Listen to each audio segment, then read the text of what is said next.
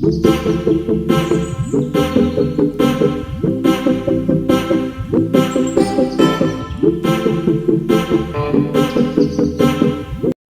ya, syir ma'a iskadir ro disertai mensukunkan huruf ro wasyir kahu. Jadi harokat Arab itu diterangkan dalam kalimat-kalimat kamus. Wasyir kahu, ini cara baca pertama. Minal isyrok ya, dari sekutu. Artinya tadi sudah kita artikan setan dan sekutunya.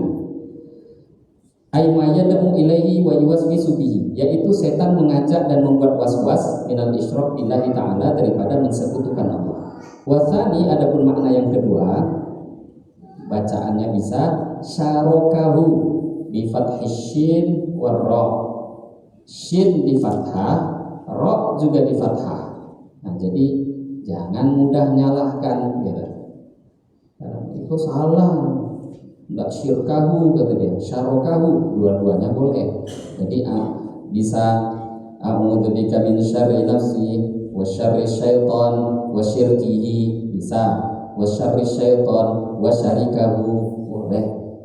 Kalau syarokahu shin ro-nya itu di fathah, maka maknanya adalah tali-tali kekangnya setan. Aku minta perlindungan ya Allah daripada setan dan tali-tali kekangnya setan beserta masoiduhu, alat-alat buruannya setan. Setan itu punya tali kekang dan alat buruan.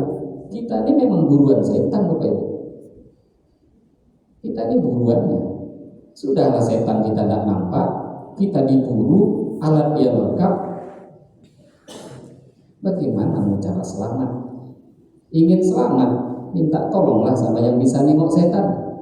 Siapa yang bisa melihat setan, yang bisa menguasai setan? Allah. Tidak ada cara selamat. Nah, cara selamat salah satu baca doa. Salah satunya membaca doa ini.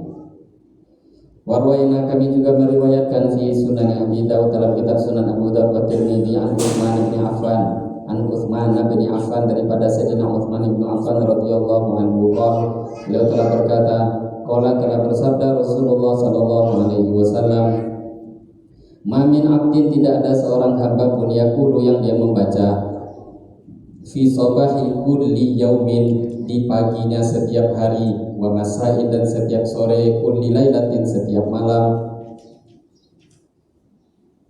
dia membaca bismillahilladzi la yadurru ma'asmihi syai'un fil ardi wa la fis sama' wa huwas sami'ul alim. Salatsa marratin, dia baca 3 kali, lam yadurru, maka tidak akan membahayakan dia syai'un, sesuatu apapun. Qala, berkata Tirmidzi, Imam Tirmidzi, hadza haditsun hasanun sahih, ini adalah hadis hasan sahih. Hadza lafzu Tirmidzi, lafaz yang kita baca adalah lafaz Imam Tirmidzi. Wa fi riwayat Abi Dawud, dalam riwayat Imam Abu Dawud, lam tusibhu fuj'atu bala'in, lam tusibhu, tidak akan mengenai dia fuj'atu bala'in, bencana yang mendadak. Bencana mendadak terhindar dari dia. Sayyidina Utsman bin Affan meriwayatkan, tidaklah seorang hamba membaca di subuhnya setiap siang dan di sorenya setiap malam. Ini bahasanya di terjemahan, bagaimana menerjemahkan, tidaklah seorang hamba mengucapkan di waktu pagi dan di waktu pagi setiap hari dan di waktu sore setiap malam. Ini kan bahasanya kaku. Bahasa ini gak sembarangan Bapak Ibu, karena memang para ulama mengatakannya tadi fi sobahi kulli yaum, pagi itu kan termasuk bahagian siang, sore itu termasuk bahagian malam. Nah, jadi secara umum memang begitu. Ada orang memahami kalau kita lihat sore itu masih siang menurut kita, pagi itu termasuk malam. Tapi kalau ikut hadis ini enggak, subuh itu masuk siang, sore itu masuk malam. Cuma memang hadis ini tidak sekaku ini. Dalam hadis riwayat ini begitu pemahaman yang bisa diambil. Maka kalau kita misalkan agak ada uzur, ada hal yang mengganggu sehingga lupa atau tak sempat membaca sebelum sore hari, tak sempat, selepas maghrib pun susul, tak ada masalah. Karena malam sore itu diikutkan kepada Subuh tadi tidak sempat, selepas subuhnya jam 8-nya sempat baca waktu itu. Ya paling tidak jadi mengqadha amal. Maka siapa yang membaca ini 3 kali setiap pagi ataupun sore, Nabi mengatakan 3 kali dia baca, apapun tidak akan membahayakan dia. Riwayat Imam Tirmidzi, riwayatnya Imam Abu Daud, ke perkara-perkara bencana musibah mendadak tidak akan mengenai dia. Ini juga luar biasa. Bahaya tak menimpa mudah kita pahami.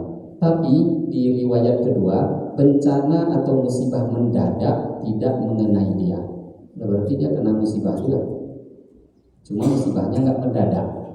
Bapak Ibu, perlu kita pahami bahwa namanya bencana, musibah, kesusahan itu tak akan bisa hilang dari diri.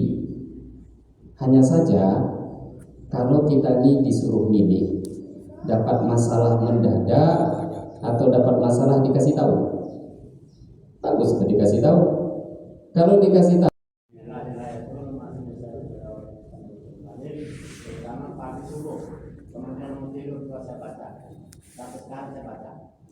dari mana saya dapat? Kalau kebetulan banser seluruh banser yang dikumpulkan menghadapi Gestapo, PKI sangat berbahaya. Amalan ini dapat dari Bapak Haji Muhammad Mainun Dubai yang meninggal di Mekah. Diamalkan amalan ke seluruh banser supaya diamalkan ini, terutama menghadapi bahaya, yaitu PKI tadi tahun 65 Pak ya. Jadi saya dapat tahun 65 Pak. Alhamdulillah ketemu di Pak ya. Jadi merupakan amalan kita bersama lah. Ini sangat penting ya, bahaya ya.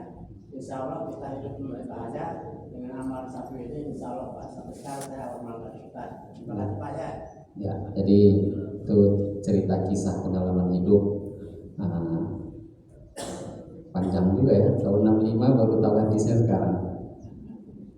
Ada yang baru tahu hadisnya sekarang sudah ngamalkan dari dulu. Ada yang sudah tahu dari dulu nggak pernah diamalkan sampai sekarang. Jadi di situ bedanya Bapak Ibu ketika orang tuh mau ikut ulama, itu penting. Jadi kalau ulama bicara, kita memang orang awam itu tak perlu sampai tahu dalil. Ini zaman sekarang aja sok-sokan dalil zaman ini. Mana dalilnya? Mana dalilnya? Yang ngurus dalil itu ustadz, ulama, yang ngurus-ngurus adu-adu dalil biar mereka. Bagi kita orang awam sibukkan dengan amal. Karena dalil itu sudah beradu itu sampai kiamat Bapak Ibu. Tidak akan selesai-selesai, tidak ada ujungnya.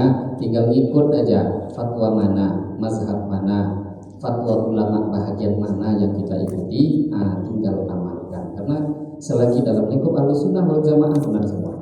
Nah jadi tadi ya memang kisah-kisah begitu jadi pengalaman. Semoga kita Bapak secara khusus kita semua diistiqomahkan, dimudahkan, diberi taufik. Dulu Bapak Ibu zaman perang memang begitu.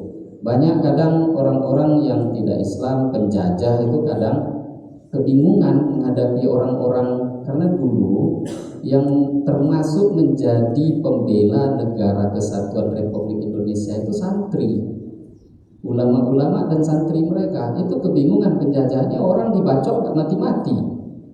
Ya dibacok lukanya macam kena silet sedikit aja, tergores saja. Padahal itu ditembak, kena pedang segala macam. Ya tadi mereka tuh tak tahu ternyata ini semua ada kudrat ilahiyah di belakang. Nah, ini bukan ilmu kebal yang aneh-aneh itu enggak Bapak Ibu. Ya memang kalau sudah Allah hilangkan bahaya mudaratnya benda, ya mana bisa benda itu membahayakan. Kalau sudah Allah katakan pisau tak bisa membahayakan, Nabi Ismail tak bisa disembelih. Tidak bisa. Kenapa? Ya karena memang pisau itu makhluk. Dia melukai, berhajat, minta izin dulu pada Allah. Kalau Allah izinkan, bisa. Nah ini semua kembali kepada keyakinan kita tadi. Kalau yakin benar, ya betul memang nanti akan Allah berikan sesuai keyakinan kita. Ada pertanyaan lain? Cukup? Sekian mungkin. Sudah waktu sholat isyraq, lebih kurang mohon maaf. Mari kita tutup dengan doa kafarah majelis. Subhanakallahumma wa bihamdika asyhadu an la ilaha illa anta astaghfiruka wa atubu ilaik. Wabillahi taufiq wal hidayah. Wassalamualaikum warahmatullahi wabarakatuh.